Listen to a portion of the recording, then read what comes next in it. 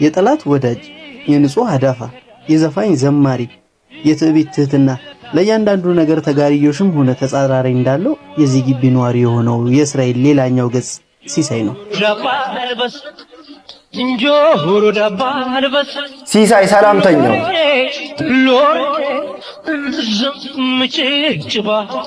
የግቢውን በር ከፍቶ ሲገባ በቀስታ ቀስ ብሎ ድምጽ ላለማሰማት በጥንቃቄ ቢሆንም ከጎረቤቱ ስድብና ሽሙጥ አያመልጥም።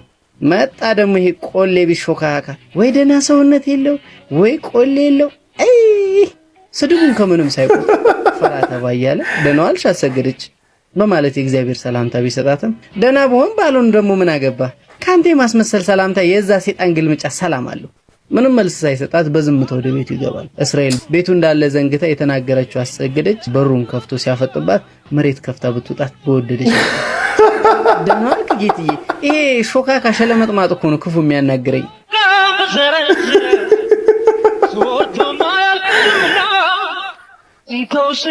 ዲክታተር ናጀለስ ግን አየው ኢትዮጵያ ደግም ስትሆን እኮ ሰው አይወድህም እኮ